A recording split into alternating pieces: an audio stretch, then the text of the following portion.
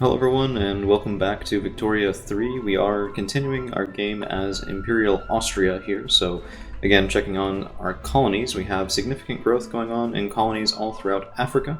We also have some modicum of control over in East Asia, and we've just unlocked dialectics, which means that we'll be able to increase our investment into education, and hopefully be able to get some good use of that out of our newly socially mobile population. So let's come over here to institutions, and of course we are going up to level 5 law enforcement right now. That's in order to get rid of the 10.8 million radicals. Apologies for the siren back there.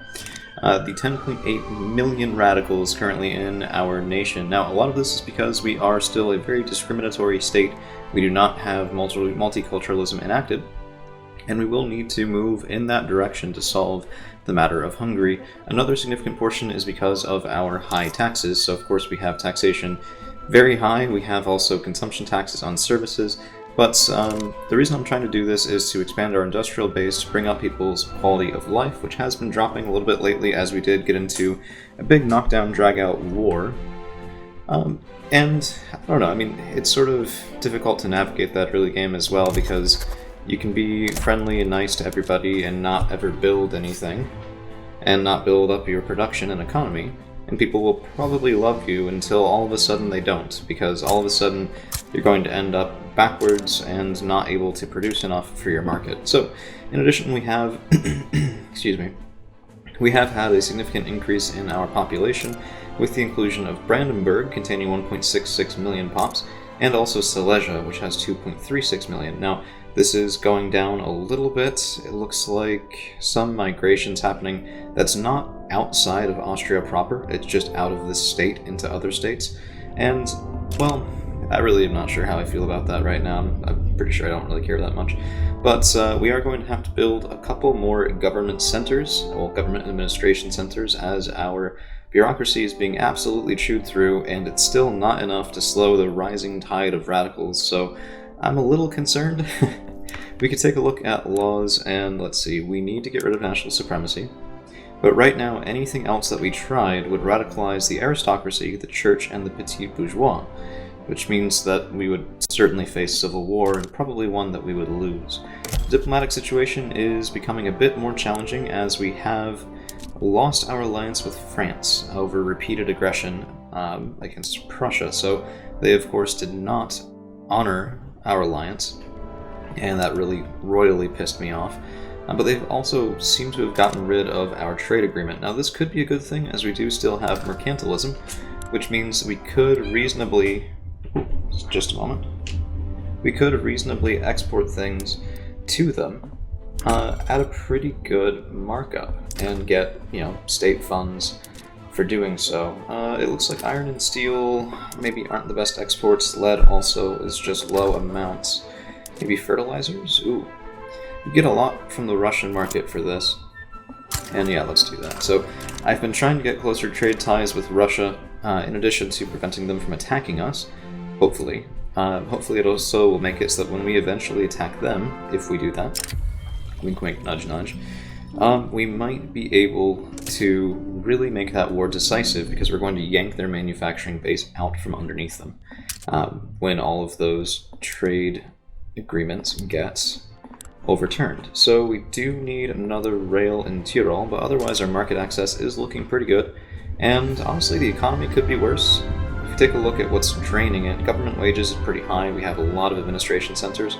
Hopefully we're getting some return for that, but we might have to cool it on that a little bit. So this is the cost of institutions. You need more government workers, you need more government wages, you also need more government goods like paper, etc. So it's not for free, but hopefully we'll be able to do something about this rising tide of radicalism.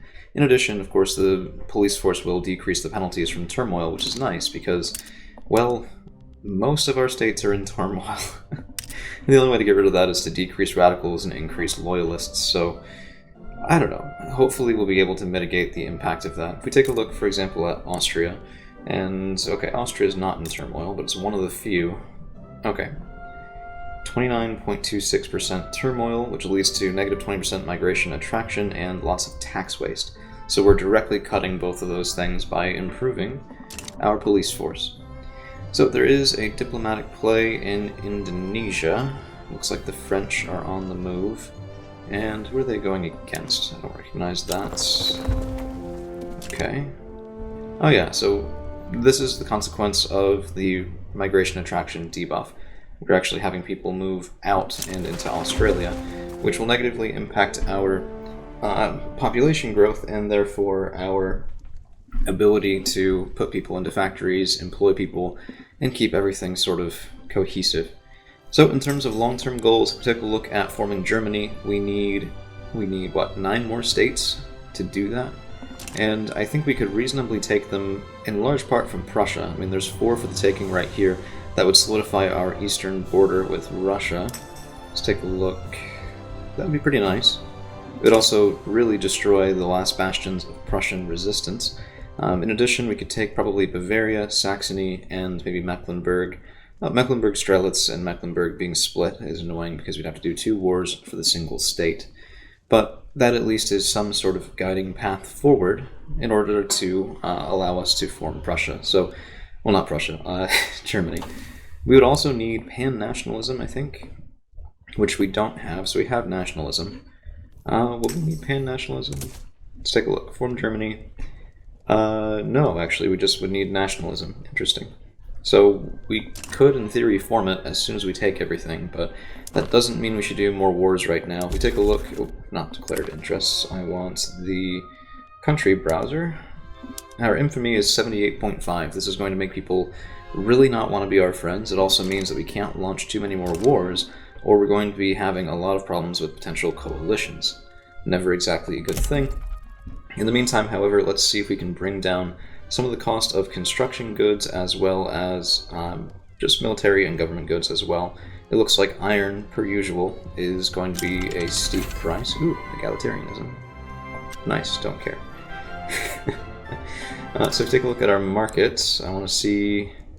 Okay, so iron is 14% cheaper than elsewhere. We're overproducing slightly. Interesting. It's still really expensive. Right, so we need grocers, and we need engines, and some transportation. So where do I not have railways, is the question. We have a lot here. Is it in the colonies? Could be. Yep, size 0, size 0, 0. So what's happening is we've set some of these to preferred methods with rail, and then we haven't provided them with rail, so let's go ahead and fix that before we do anything else here. Although, you know, I say before we do anything else, we're going to need more motor factories before we can do that. So let's switch over, take a look at industry, motor industries, and where do we have them currently? Tyrol, which has 0 remaining peasants, which isn't the worst thing. It should mean we'll get some migration, so that should pull. But let's just go ahead and get 3 in southern Transylvania. Now what this will do is it'll increase demand for steel, so we could maybe build a couple more steel mills, and the whole cycle begins again. But right now I think steel's pretty cheap. Yeah, we're 11% overproducing steel as well, so we actually have a pretty good base for, you know, further increasing our railways, and that should also increase our market throughput. So, because of course goods deficits will decrease your productivity, and right now our plantations and our colonies have good deficits for railways. It does look like we might be able to expand quite a lot into the Congo, into Africa.